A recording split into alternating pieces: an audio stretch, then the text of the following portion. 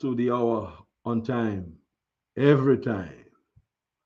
For yet another Sunday, I greet you in the name of the Most High. On today's program, we're going to deal predominantly with the information with relations to my new book.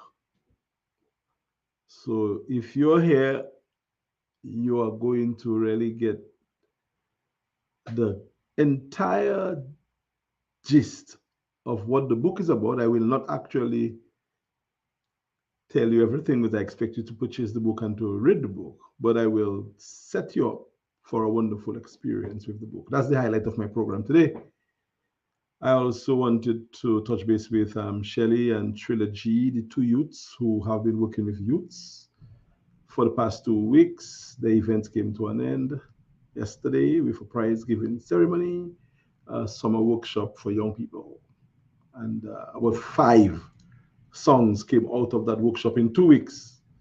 So that is significant. I want to really salute both Trilogy and Shelley. Of course, Trilogy, the Kaiso monarch of Dominica, came up with the idea, and the rest is history. His partner, Trilogy, and others got involved. And again, I humbly say that I was part of the process behind the scenes, and I'm happy to see how this thing turned out. I see lately, or after that, or as a consequence, a number of people have embraced the idea, and that is great.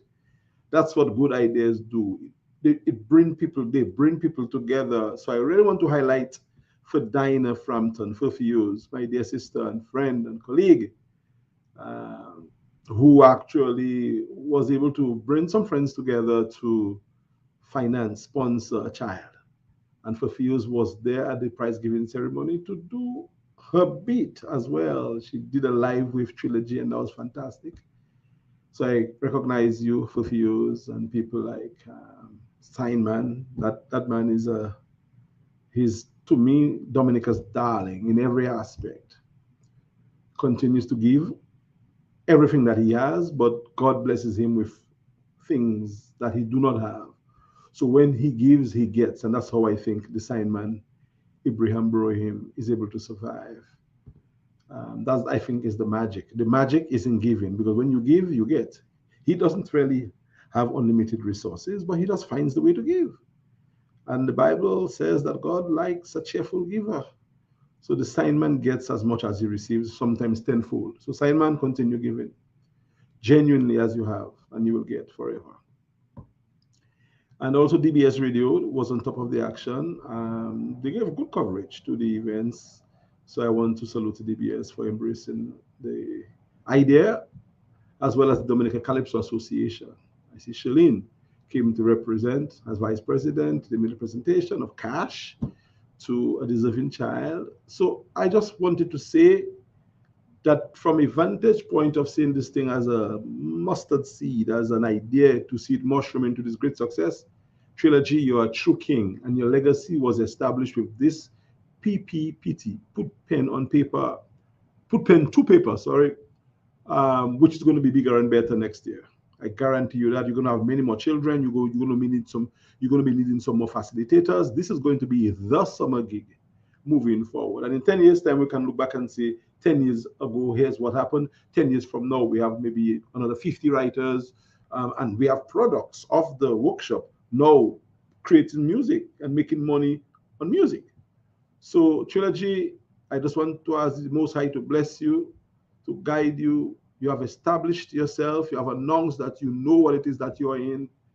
I wish you well in Calypso and in Bouillon and in anything that you choose to do. I think you have the hallmark of success. So go for it. Continue to involve people in your business, people who can guide you. Because you may involve someone who doesn't mean you well and they could hurt you. I can speak to that, my dear brother. I have been hurt by people who I have trusted and put in my business. Do not do that. So far, so good.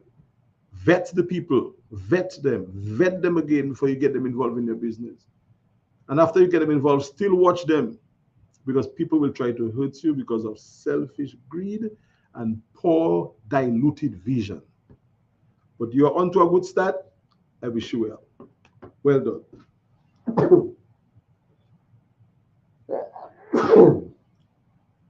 Sorry. But I was put pen to paper. I also wanted to salute Asa Banton. We normally do Wear an Office Asa, a major feature that we started and will continue. It's just that sometimes I have been a bit tight with time, so I have not been able to give the kind of feature that I would like to my dear brother and an ambassador of sorts, not just a Dominican ambassador and a goodwill ambassador, but Flow Telecommunications, which a title that he held. Um, I don't think he still holds that title, but once an ambassador, always an ambassador. I was a Flow ambassador, and I am still an ambassador. That was long before you, Asa. Uh, I opened the path for you, Asa. So I'm still an ambassador. I still respect the relationship that I had, no matter how long ago it might have been. So Asa is an ambassador, goodwill ambassador. I think he still has that title. He served as Flow as an ambassador, brand ambassador, and now recently he was appointed a brand ambassador for the National Bank of Dominica. I also think he does some work with Trapiton Water as well. So Issa, you're doing well, continue to do well. You can be a little provocative with your songs, especially the Pampalam song and everything that goes on around it, but it's not you, it's the people who like the music and how they react, and it's not you that create Pampalam, it's the minister that okay, forget about that. So keep on doing your stuff. I know you were in Amsterdam this week. You might be on your way back. I will find out from the producer where they found you. And if we can squeeze that video in before we end, we will do that. So big respect to you, Asa Banton. I give you all the love, all the respect that you deserve. And anybody who deserves respect should be given that respect as well. With that said, ladies and gentlemen, I want us to focus the next few minutes, the remainder of my program, speaking about my book. Well, even before we get into the book, let's talk a little bit about the politics of our country. Where, I don't get too very heavily involved in the politics anymore, at least not on my personal agenda. I will be joining, hosting Carlos later on the Team Unity Dominica's platform, where Carlos, is presenting our team's response to the national budget. My word, guys, if you want a responsible, sensible, well thought through response, it's going to happen at 3 o'clock. Stay here, and I'll guide you as to what to do just before 3. You want to hear Team Unity Dominica's response to the budget. So probably when I'm on that, and when Carlos finishes his speech, I might say a thing or two in details. But on my program, I like to focus on everything Dominica, everything culture, who I really am, what I really, really, really wake up in the morning wanting to do. So I used to do the politics, but I leave that for some people who know better. But all I wanted to say is that my thinking about a particular politician in the business of Dominica had changed dramatically after the budget presentation. I really felt that I could have, I really believe that Dr. McIntyre was a different kind of a pedigree when it comes to politics and politicians. And he, by the presentation that he made, and the way that I suspect he believed in the things that he presented, and if he doesn't believe it, it is still a problem, because that means he's presenting stuff with a straight face that is harmful and painful. No, I guess the thing fell on him to do, and he had to do it, but I do not see him in the same light anymore. I still respect him and love him and admire him, but I don't know, man. I don't know, especially the part about the Dominica having the best. Or he didn't say best, but what he suggested was, healthcare is up there. And me in particular, personally, directly can tell you, based on my own personal experience, I saw it with my eyes and heard it with my ears. Someone who had surgery and was discharged could not get paracetamol from the hospital to take home for the pain. No, I'm not asking, I'm not gossiping, I'm not sensationalizing. I am stating a case that I know of. I just will not give all the details that I can give. When you discharge someone from the hospital and you do not have painkillers after surgery to give them, how can you come as a former and still current healthcare professional and say such erroneous things about the state of our healthcare? I mean, that was just too glaring, and I tell myself, boy, Nagas, and some people, I do not know how they measure things. And if I had been given that script, which I suspect he was given, I would say, no, as a doctor, I'm not reading that. I know better. So, Dr. Mack, I am wholly disappointed. I think your budget that is now yours, you have to claim it, is a ton of bricks on our country. Yes, you spoke about some things that the government did, which it has to do anyway.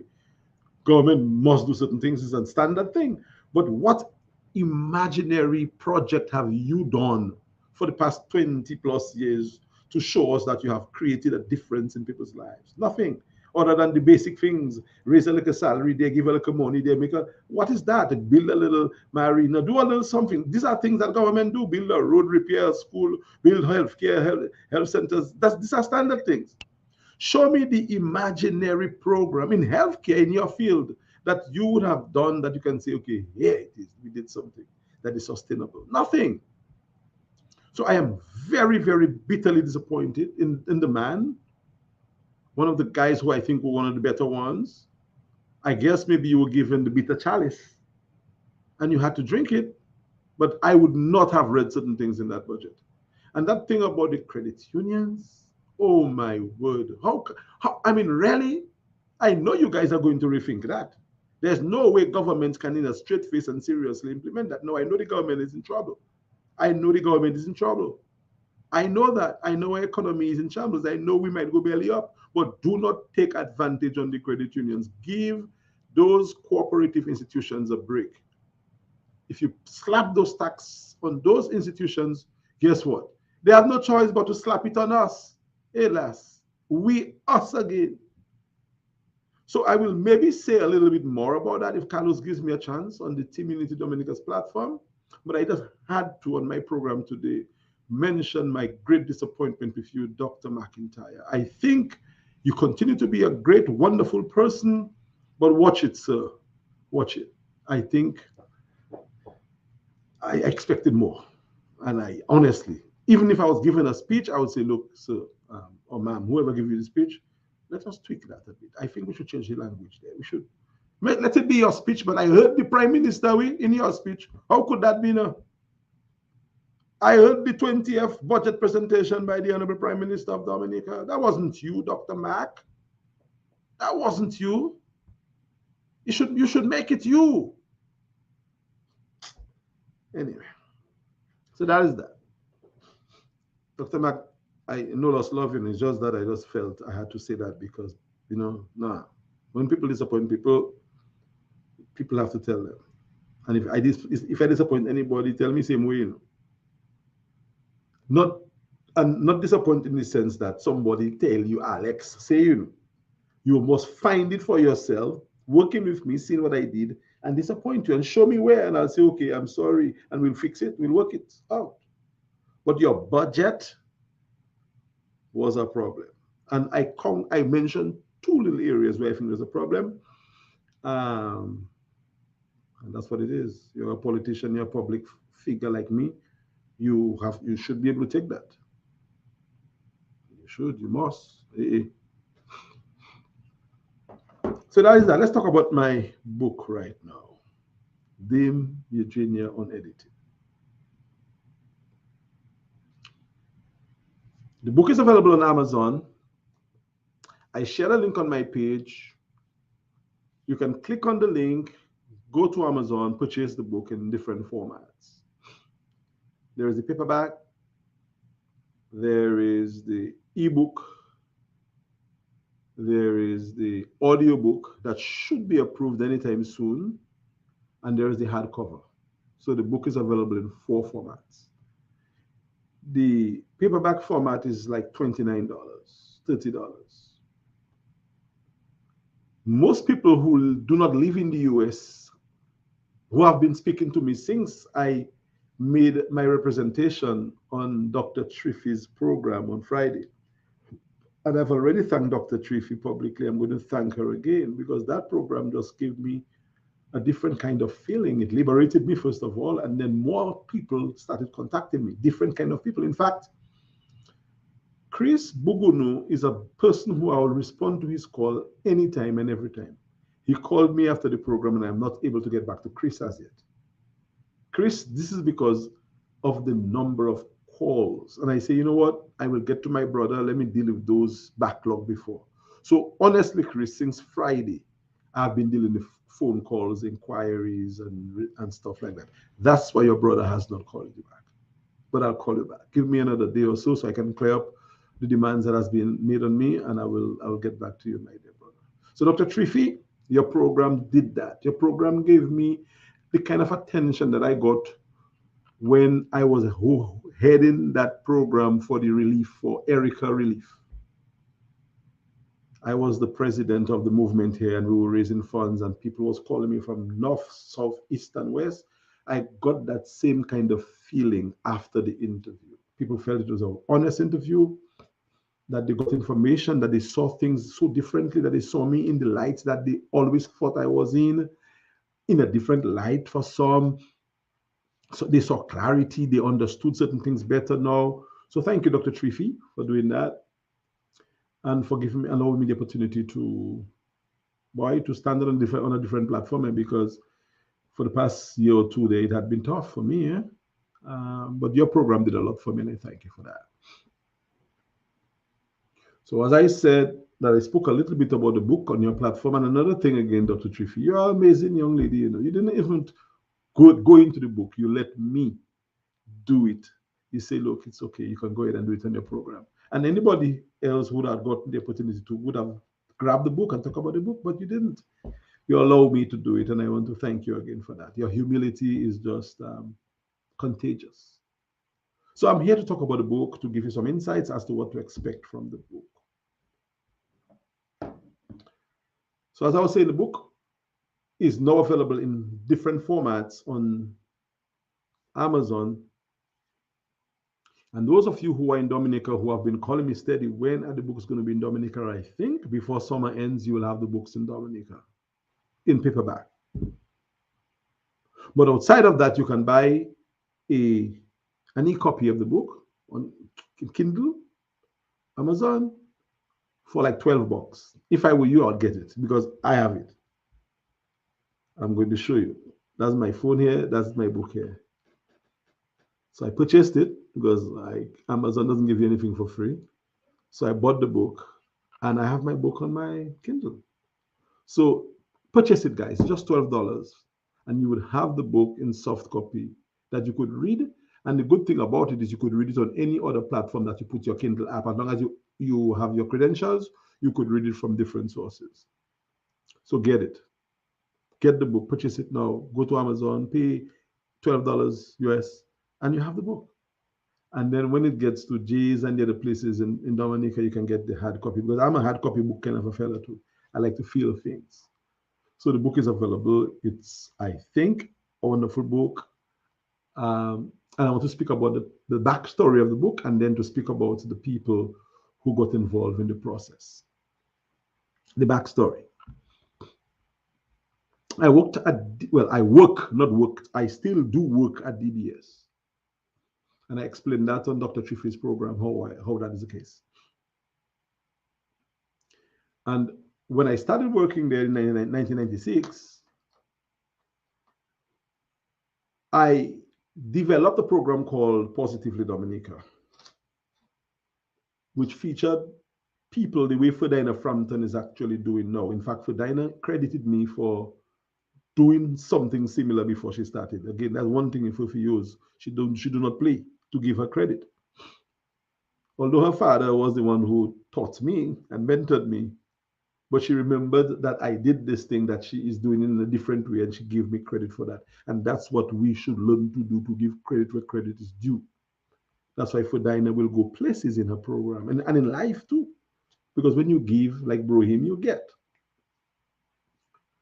So I started doing Positively Dominica. That was a huge program. In fact, I won a Fame Award for Talk Show of the Year. I did. And Matt already had his talk show and everybody else. I was the talk show. Positively Dominica on a Wednesday night on DBS Radio. This was an amazing program. And coming out of that program, the general manager then of DBS asked me to change my hourly long feature into a 5-minute feature in the morning called Positively Dominica. I explained that to Dr. Triffy as well. Long story short, 100 great Dominicans emerged from that Positively Dominica program. And 100 Great Dominicans is a feature that was documenting the life of 100 great people. And I was doing that already in Positively Dominica. So the program format was changed and it was a recorded documentary instead of a live program. That was the only difference. When the Kapale Passe Moonla live, they did it as a production. 100 Great Dominicans. So Eugenia Charles, Dame Eugenia, former Prime Minister of Dominica, now deceased, was to have been featured as one of the 100 Great Dominicans. And I went to her because I was in the production of the program with Jermaine and others to do her interview. She accepted, and when I sat and I started talking to her or about to interview her, and I told her about the program, she just said, Alex, anything that Patrick John is in, I'm not in it. And if he's a great Dominican, I am not. I say, whoops. So I didn't believe that she was serious. I said, well, but I'm here and he is a former prime minister. She said, I am not a great Dominican if he is. And I do not want to be interviewed for the program. I don't want to be in the program. So I went back. I went back here. And I told myself, well, something is a problem. Anyway, I still came back and I persisted, and then she gave me the interview.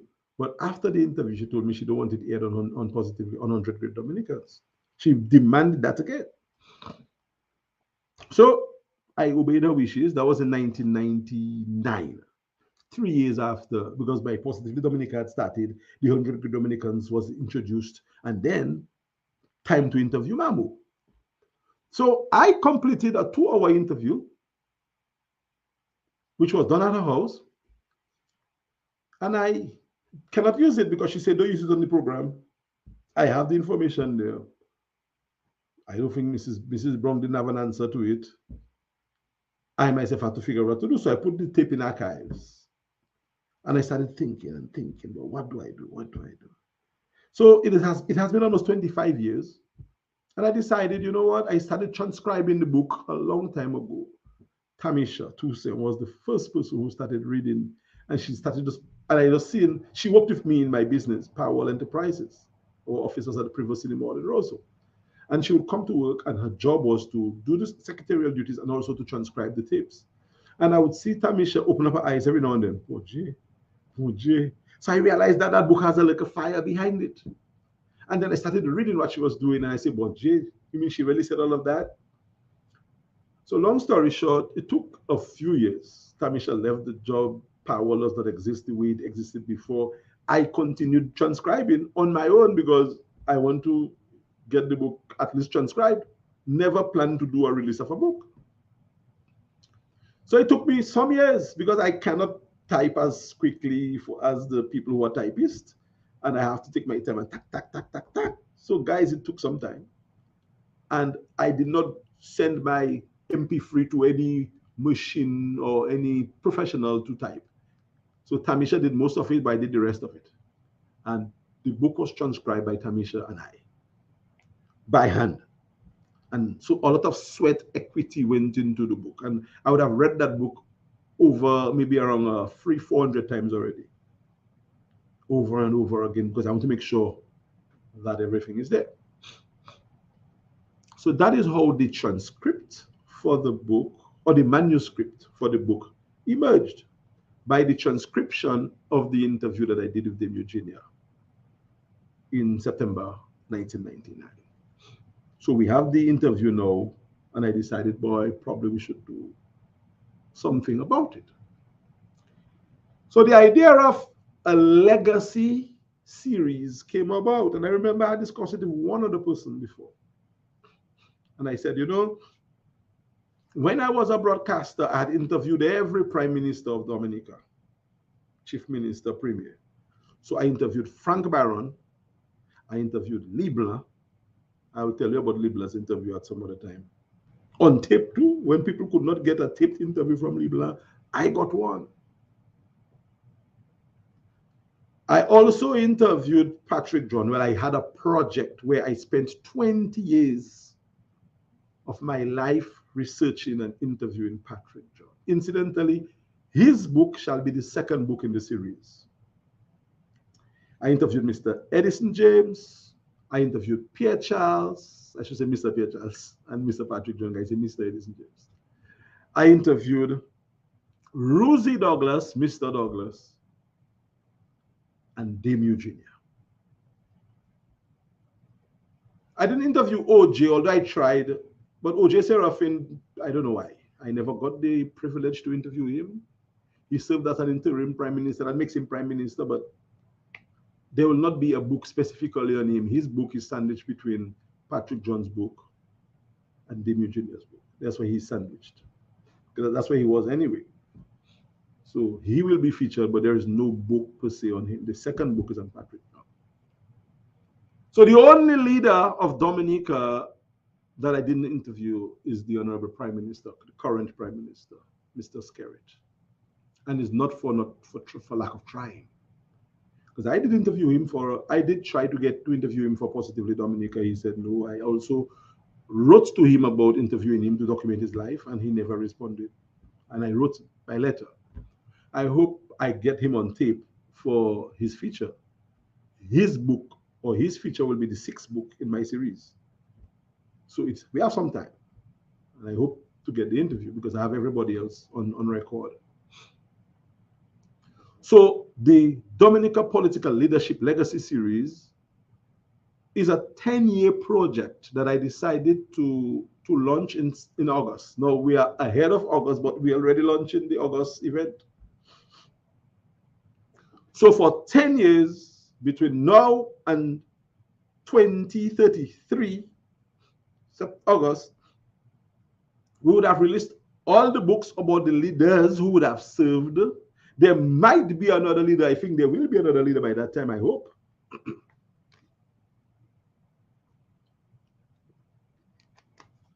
But the legacy series is touching those people I mentioned. And what it does is that we get information about the leaders and we surmise what we believe is their lasting legacy. And that is left there for posterity. I don't expect many or some in the present ilk crop generation, especially the older ones who are caught in their ways, to worry too much about the work that we are doing. And I really hope that everybody gets a copy of the book. But you see the children who are 9 years now and 8 and 10, in 10 years' time, they're adults and they're going to want to vote and they're going to see information there that at least they can reference. The social media will have information everywhere, but these are books that have been researched and written with some sort of analysis. And not just the children, but the institutions like the colleges and universities, we hope, will go through these texts to see what at least was said by me in the form of a book about the leaders of our country. Because things could happen. Dominica could go belly under. Dominica could be very successful. Things could happen in Dominica between now and 10 years' time. I think a lot can happen. So those books would have been presented in a way that can be used to speak about the Dominican life. So that's what the book is about, Dame Eugenia's book. So because of the compelling nature of the interview I did with Dame Eugenia, I felt it would be best to present the interview as I got it. So for those of you who are going to purchase the book, when you're reading my interview with Dame Eugenia, you will see I don't, and things coming back. Everything that was recorded is written in the book, guys. I did not clean up anything. I did not edit. In fact, the book, the title is Dame Eugenia Unedited. And to me, it is wonderful joy for researchers to see everything written. I know how it made me feel as a researcher, and you Dominicans and global citizens, you're going to feel the same way as well. Now, it's easier probably to listen to the recording, which you can purchase as well. But reading it to be able to highlight areas and to quote verbatim is great. So we took the decision, and when I say we, it is about me really, but we, to me, there is no me without us. And I'll talk about the people besides Tamisha who got involved in the project. So everything that is on the tape is transcribed from the tape. Dame Eugenia unedited. And I'm telling you guys, there is information there. Dame Eugenia said things. If I had just released that Vicky Vi, just released that before any election of the past few elections in Dominica, people would be in trouble because what the Dame was saying would have opened people's eyes. Those same people that the Dame told to take them out at any cost would have been, they would have heard the Dame saying certain things that would say, oh my God, I now must take them out by any cost. Because the Dame actually said a lot of stuff. And I was not malicious in terms of politics in any way. I didn't want to hurt anybody. So I held back the information until I think the time was right. So now, if it hurts anybody, they have time to repair the hurt that Dame Eugenia's interview would have done to them. Hang on, guys. Hello. Uh, yeah, I'll call you back. I'm doing an interview. Okay, I'll call you back. Sorry about that, guys. That has never happened with me, but I had to, of the nature of the call that I got. Oh, so I decided now would be the safest time to drop the interview because whatever damage it causes, we have time to repair it, to give yourself another chance to probably redeem yourself from what the Dame said.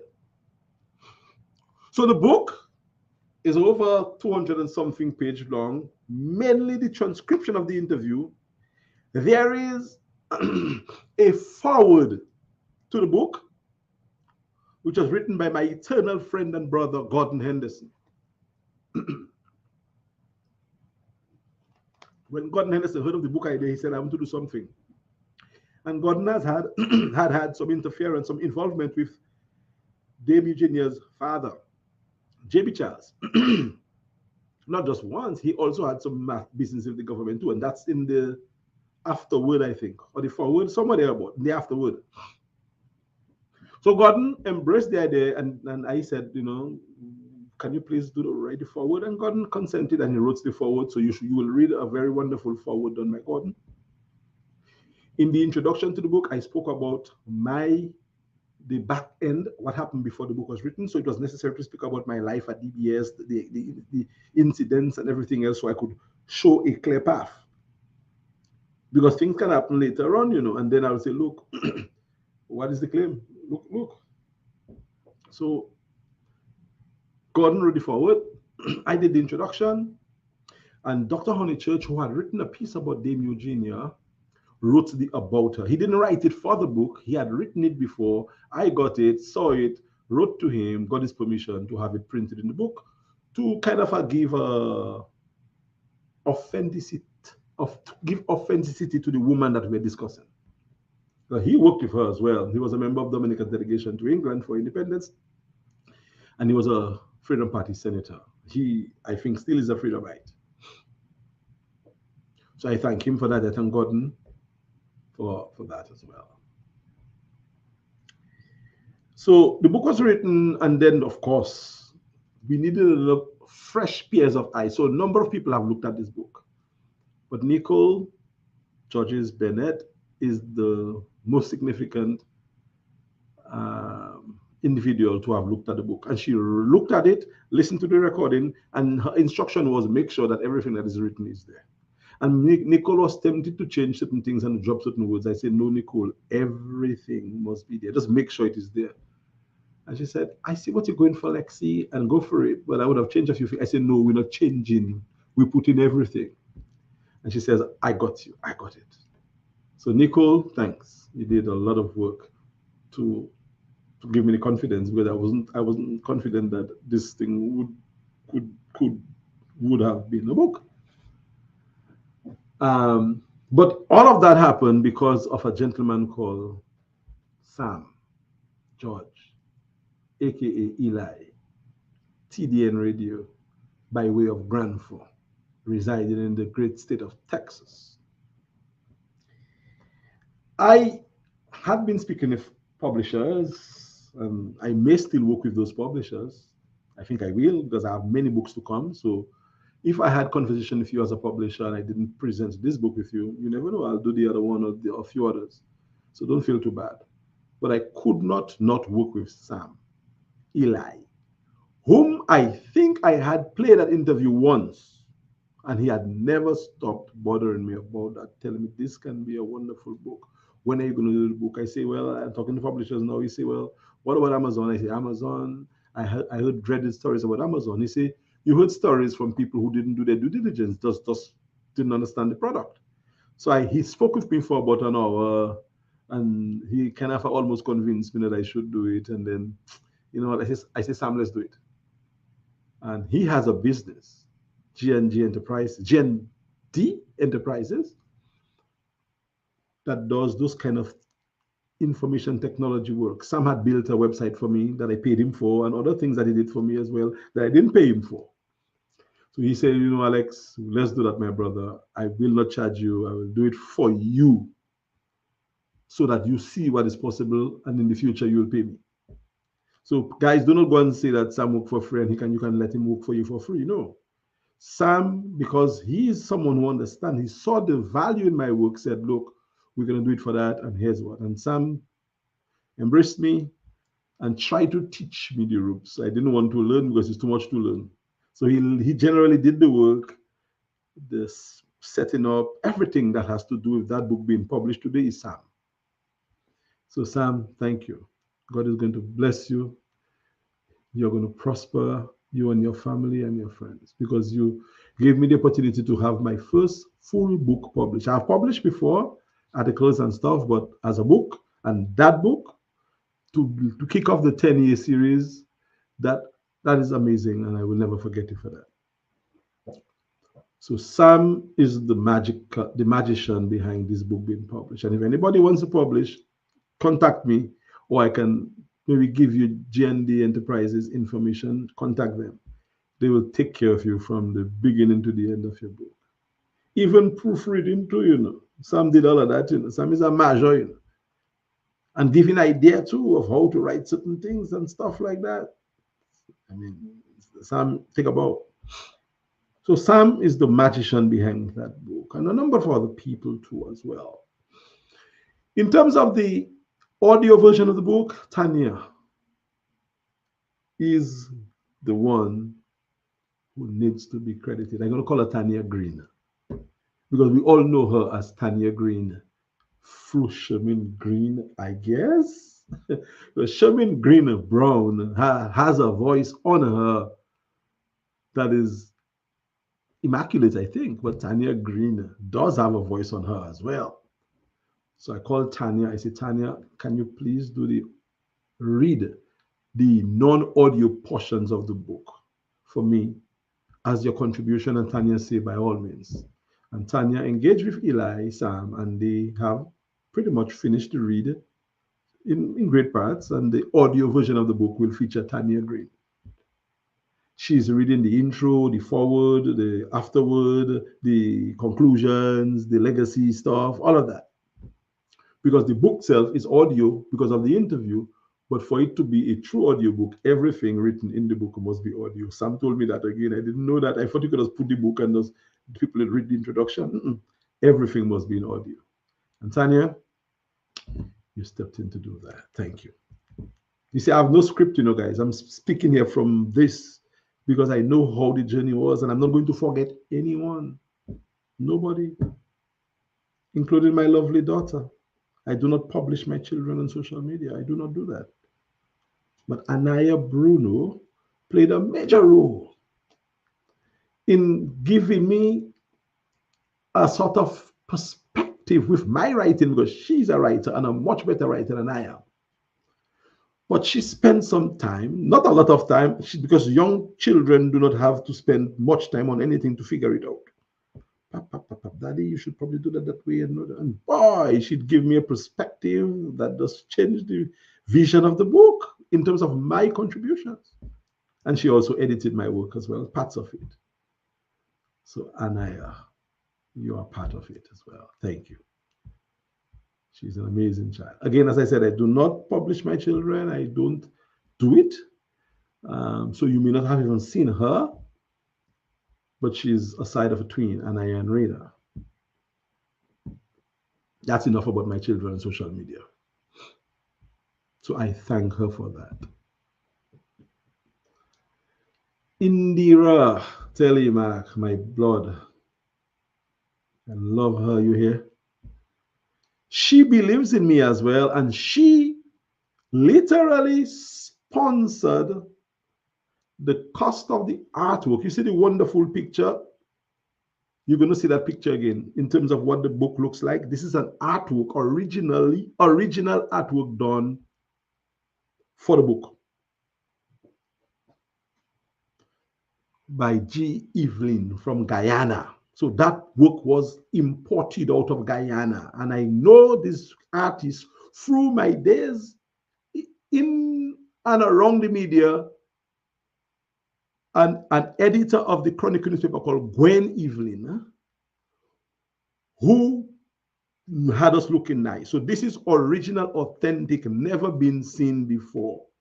And Indira was the one who assisted with defraying the cost of doing this. This is not a cheap job, trust me. And Indira, through her business,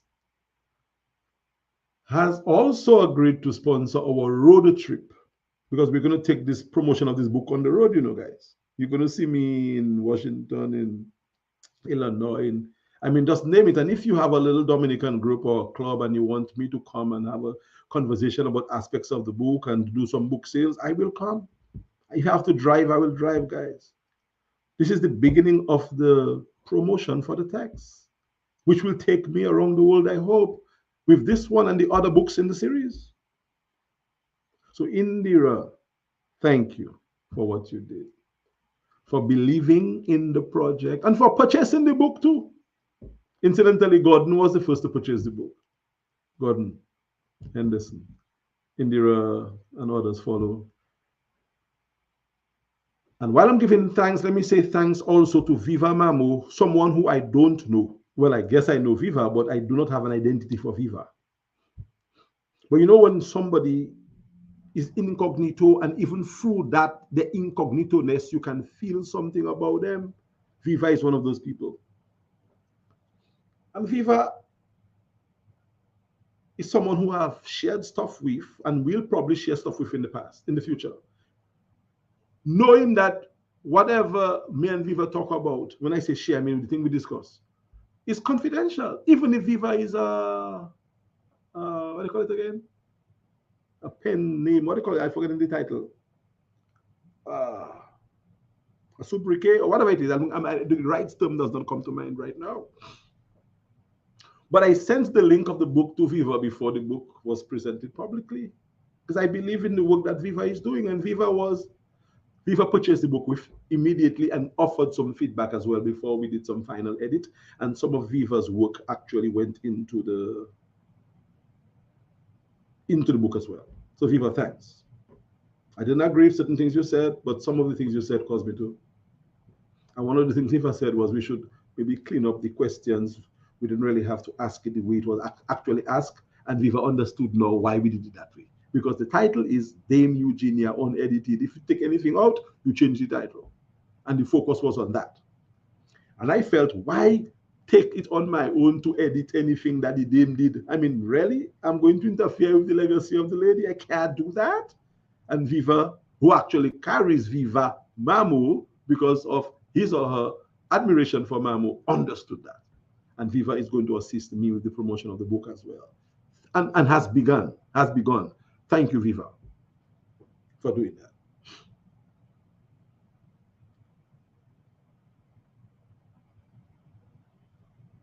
So I think I actually touched on the key individuals who played a little part in nicing up the book. I mentioned them in order of precedence as well. Although if I could put some first, I'll put some first, but some not first. Some may be third. Although some played that interview, I think once before. Before, the other people got involved, but Tamisha was there before you, my partner. So that is the idea behind the book. Those of you who are going to buy it, and you should, please support the cause, get the book. One of the decisions that I've also taken is to establish a fund in the name of a foundation that will offer scholarships to Dominicans to study politics and law from the proceeds of that book. And so far, the book has been selling. It is easy to trace the number of books sold for an auditor on Amazon. That's not me controlling the accounting, it's Amazon. So if Amazon say I sell 1,000, it's 1,000 I sell. A percentage of the sale of the book is going to go into a fund to finance scholarships for Dominican students to study law or politics, in keeping with the dame's sort of academic valor. She was a politician, she was a lawyer, a barrister, solicitor. She, through her father, and after her father, gave scholarships for people to study. So if I'm going to do a book to make money on her work, the money should go back to the people. That's what Dame Eugenia was about. So for now, until 99 years, the scholarship will be in place. If there is enough money to send you to Harvard, you'll go to Harvard. If there's enough to send you to UWI, you'll go to UWI. But we hope to announce the first scholarship recipient sometime, hopefully soon, to begin studying politics or law. When we are ready to release the scholarship, we will do so in a big way. But I'm just mentioning that for complete and clear transparency, so you know what this project is about. And that is the sales of Dame Eugenia's book, not the other books in the series, just this one.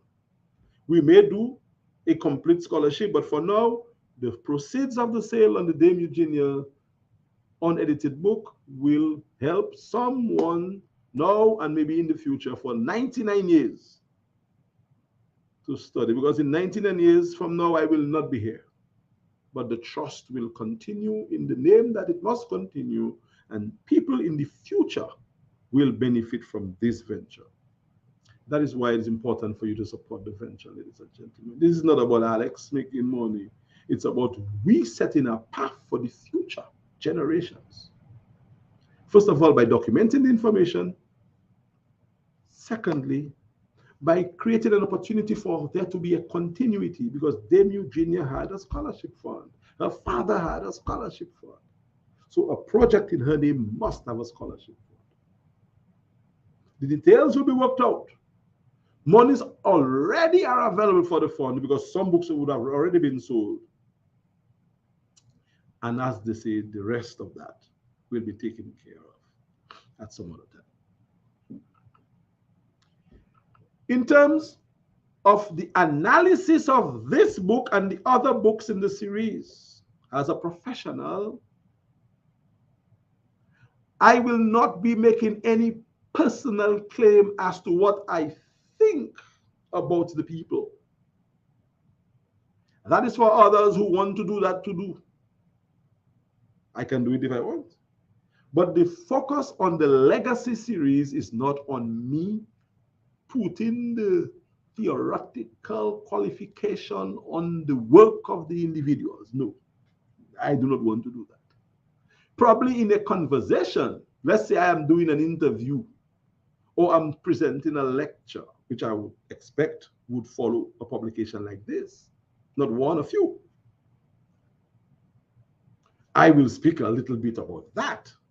But the book was not written for me to categorize the person's politics. It is for me to speak about that thing which I think marks their legacy. And towards the end of the book, after you read the interview, guys, I have an entire analysis of what I think Dame Eugenia's legacy is, was, and shall be.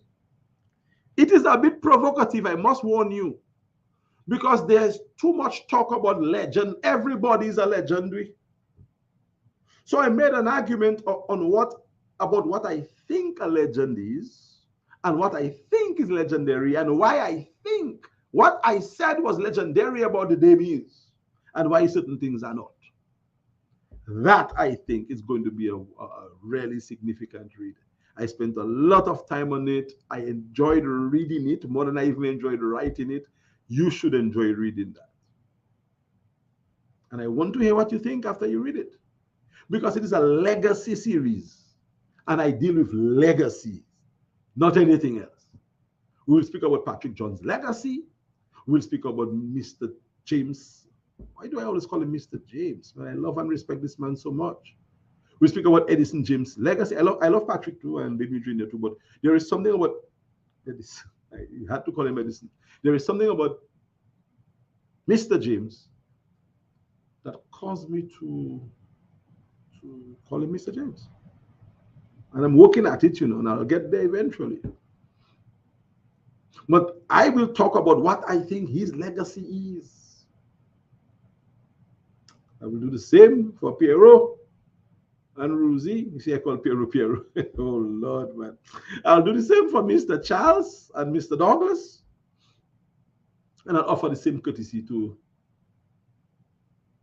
the Honorable current Prime Minister of Dominica, without any prejudice and bias, so that people tomorrow will see that at least somebody documented our leaders. And I hope that someone will take from me, whoever becomes leader next, and document those leaders too going 20 years down the road. So we would have recorded information about our country. Dominica as a nation has to be sustained, and for it to be sustained, we must have information that can sustain her, available to people who are going to be in the future of our country. My focus right now is not on the now, it's on tomorrow. So I'm focusing on the 9, 10-year-olds with the hope that in 10 years' time, they will be able to take this thing and run with it. That is the idea, guys. You have to give continuity. So yes, we will fight politically. I'm going to fight maybe after this program with Carlos, in a few minutes' time. But my job as someone who understands is to present information that would stand the test of time. And that's what this legacy series is about. And the first book is out. Dame Eugenia Unedited. Guys, go to Amazon, purchase the book. If not for me, purchase it for the children, because it is them is going to benefit. The young ones who are going to study in the future. The proceeds, or a chunk of the proceeds of it. Of course, there's cost to be defrayed. There's going to be administrative costs and everything else that we have to work with. But we are going to secure scholarships for children in the future, at least for the next 99 years. This is all I want to say for now. I really wouldn't mind reading, but I think I took up some time to explain. I needed to spend some time to explain this. Maybe in the future, I will do a little bit of reading and some analysis if you want me to, especially if you purchase the book and you contact me, we can do a live analysis, a nice review, or critique. You could critique the book as much as you like. Review it, whatever, recommend it, whatever. It's fine to be nice if you did that. So I will do more of that as time goes by. And when we think we would have exhausted this book, we would have Patrick John's book dropped. And we'll do the same thing for him, and then Mr. James, oh Lord, Edison James, and other books down the series. I am not too sure whether we have any comments. I would like to at least take one if we have one, but it's only one because I have to get off this program and arrange to link Carlos Charles, who is presenting a budget, the response to the budget, to Dominica's 2023-2024 budget on behalf of Team Unity Dominica. So maybe a quick question. Oh, my girl, Everglow. Evelina, my friend, keep up the great work. Thank you. My dear sister and friend, I learn from the best. You do your do. I learn a lot from you. Trust me. You learn from me as well. Thank you, Evo. This really means a lot that you're here. Mr. Producer, put one more quickly up for me again, and I guarantee you guys I'm going to get off here so I can get on the TUD platform on time to link the program that my brother is actually doing to present the budget response. Christine, woo, another of my doodoo darling. Thank you, Christine. Nice to see you here. Thanks for taking the time and letting me know that you're here. Guys, I cannot do more comments. Oh, he put one up. He put another one up for me. Honor working with you, bro. That is Sam, the man I'm talking about. That's the man I'm going to recommend to everybody. So what I didn't pay him, he will get it, from me in 100-fold. Sam is a smart fella. That fella, that Eli there from Grandford, there, he's a smart fella. Because he know for the rest of my life I'm going to big him up. I should pay Sam boy and finish with that boy. Hey Sam, it is nice to have you. It's an honor to continue to work with you. The work has not ended. Because I'm looking forward to being on your radio, your media network, TDN, gives you a prime time, maybe original first interview, and the others can have me after. But I'm really giving that to you, Sam, publicly. If you don't want it, you don't want it. But I'm looking forward to being on with you sometime soon. Thank you, guys. Join me on TUD Dominica's Facebook page in 3.5 minutes' time. Carlos Charles, the leader of the movement, will present the movement's response to Dominica's 2023-2024 budget. You really want to hear this. Take care, guys, and I'll see you next time. Get that book. Purchase that book.